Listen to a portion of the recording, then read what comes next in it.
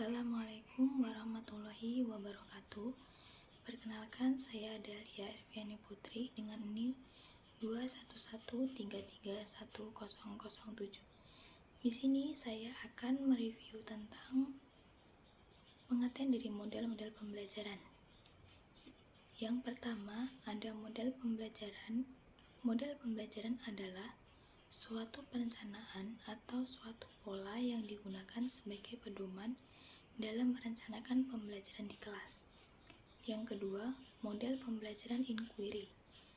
Model pembelajaran inquiry adalah rangkaian kegiatan pembelajaran yang menekankan pada proses berpikir kritis dan analitis untuk mencari dan menemukan sendiri jawaban dari permasalahan yang dipertanyakan.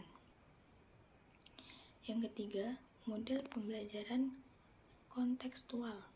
Model pembelajaran kontekstual merupakan konsep belajar yang membantu guru mengkaitkan antara materi yang diajarkan dengan situasi dunia nyata siswa dan mendorong siswa membuat hubungan antara pengetahuan yang dimilikinya dengan penerapan dalam kehidupan sehari-hari.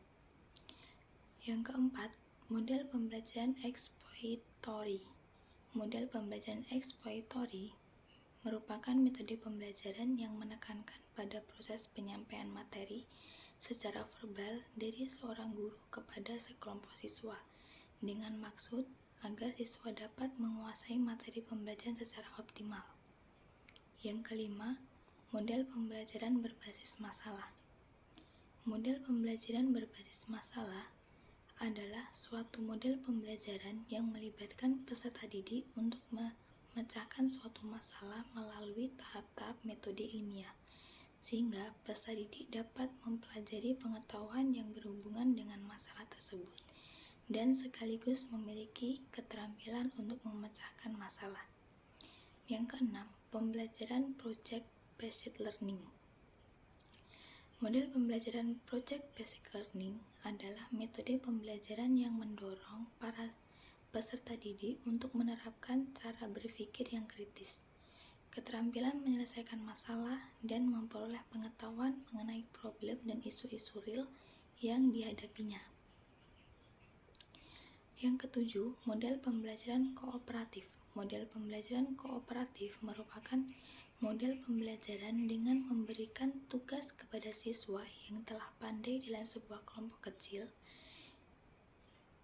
yang hasilnya akan dipresentasikan kepada kelompok lain di dalam kelas. Yang kedelapan, model pembelajaran PAIKM, yaitu pembelajaran aktif, inovatif, kreatif, efektif, dan menyenangkan. Merupakan suatu metode yang dapat digunakan untuk merangsang kembali daya pikir dan praktek pembelajaran siswa agar materi-materi dan proses belajar mengajar yang dilakukan siswa dan guru dapat berjalan baik dan memperoleh hasil yang memuaskan. Yang kesembilan, model pembelajaran kuantum merupakan metode pendekatan belajar yang bertumpu dari metode Freire dan Lazanov, mengutamakan percepatan belajar dengan cara partisipatori peserta didik dalam melihat potensi diri dalam kondisi penguasaan diri.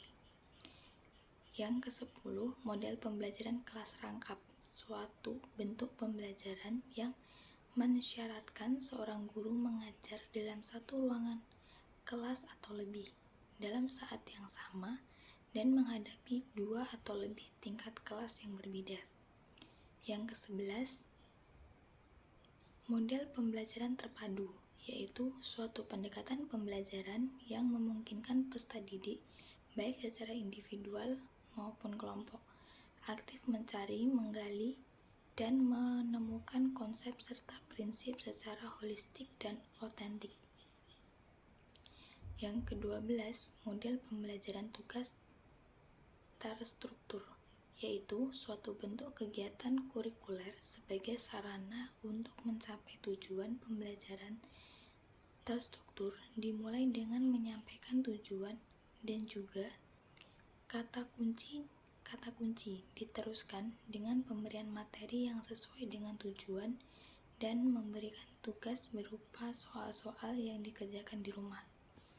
Yang ke-13 atau yang terakhir, model pembelajaran portofolio, yaitu model pembelajaran yang dirancang agar peserta didik dapat memahami teori secara meluas melalui pengalaman belajar praktek empirik dengan mengaitkan konsep materi yang dipelajari. Sekian yang dapat saya sampaikan, banyak kurangnya saya mohon maaf. Wassalamualaikum warahmatullahi wabarakatuh.